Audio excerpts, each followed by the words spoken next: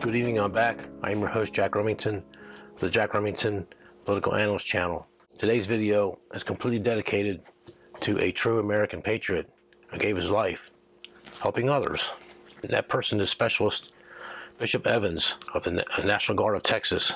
Extremely difficult video to make because the people that are responsible for this are refusing to take action, refusing to hold themselves accountable. But what else do you expect from the Joe Biden administration? And yes, I'm going to bash him, and I have my reasons why, so stay with me.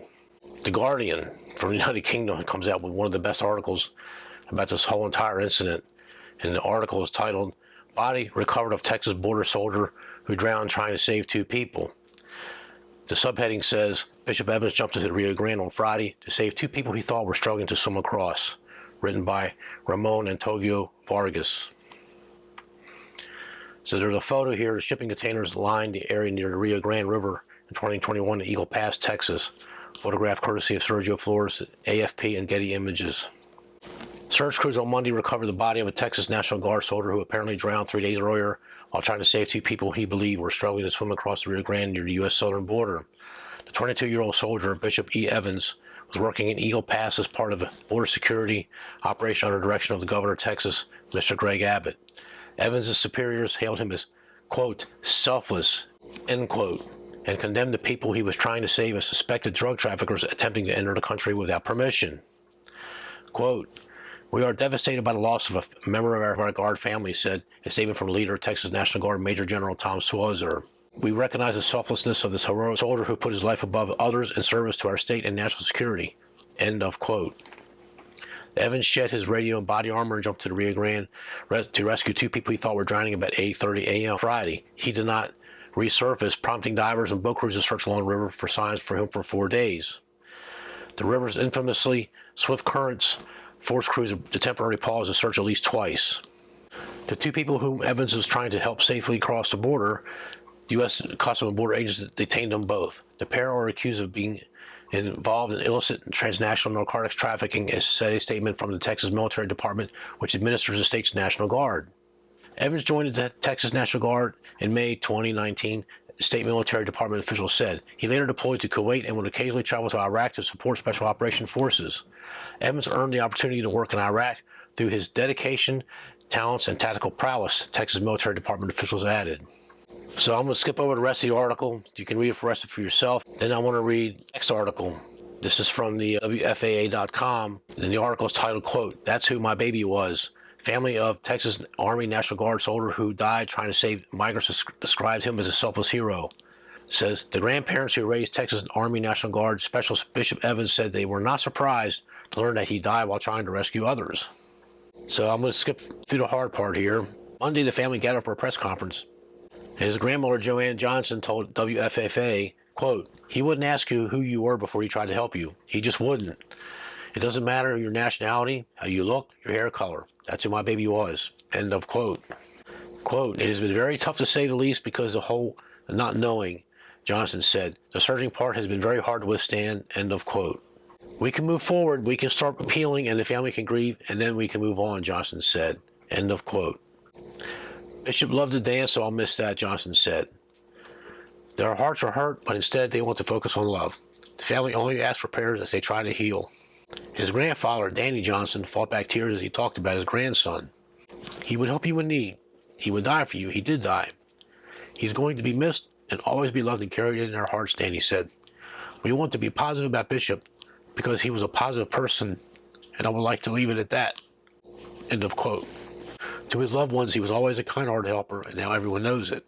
So then I'm going to play what this White House spokesperson, Jen Psaki, and now I understand why people can't stand her.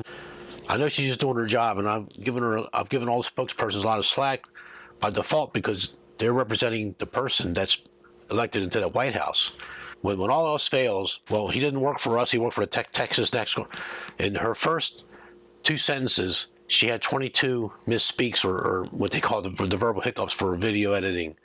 the ums, the ah, and she repeating the words. I've never seen Jen Psaki so nervous, and this is her worst performance since she got the job, and no wonder she's leaving. When all else fails, well, the previous administration did this, and the CDC did that with the lift and title. She's doing everything except putting the blame right where it belongs, the Joe Biden administration. I don't believe the White House so far has commented on the death of Bishop Evans, the 22-year-old National Guard specialist who drowned trying to save 2 migrants. So I wanted to give you an opportunity to say some words.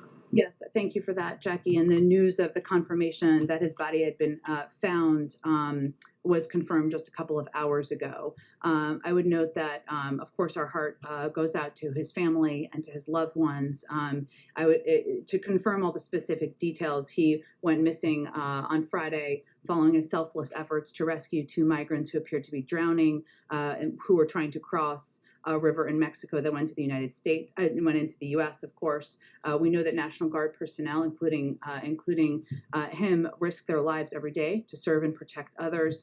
And again, our hearts go out to his family. I don't have any, in case you may ask, I don't have any updates at this moment in terms of the president's outreach. But if that is something I can update you on this afternoon, I'll let you know.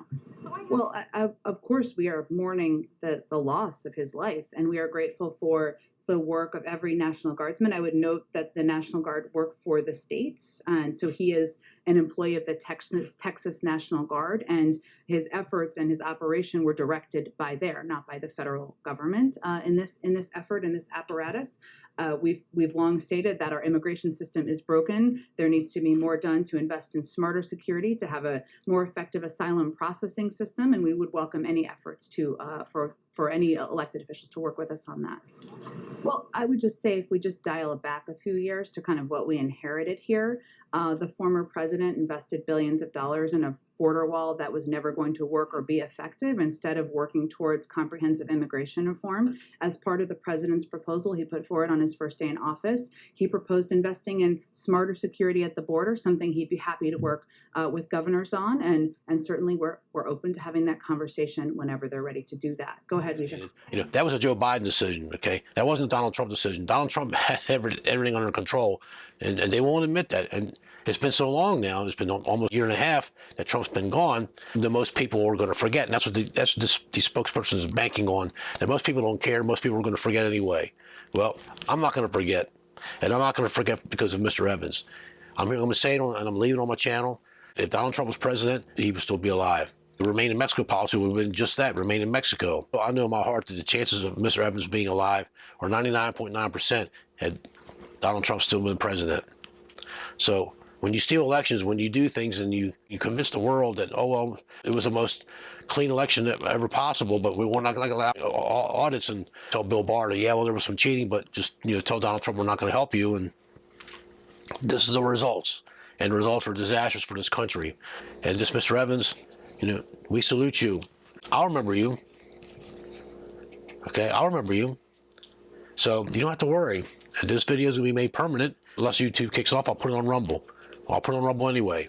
I'm going to make sure you get remembered. And I'll be talking about you here and there, off and on. Not to use your service as a weapon to hit the left with or the liberals with. This is an American issue. Okay, this should be a nonpartisan issue. We're trying to save the sovereignty of our country. Okay, and you were part of that. You didn't know they were smugglers. Mr. Evans, you did your best. Don't worry about these clowns. We'll take care of them. Okay, you will not have died in vain. So I'm very upset when I saw this when the feed came across my desk. I was very upset. I stopped everything else. I stopped the Ketanji Brown Jackson video I was posting. I stopped everything. I wanted to get this out. So thank you, Mr. Evans. This video is dedicated just for you. I just wish you the best. Rest in peace. Thank you.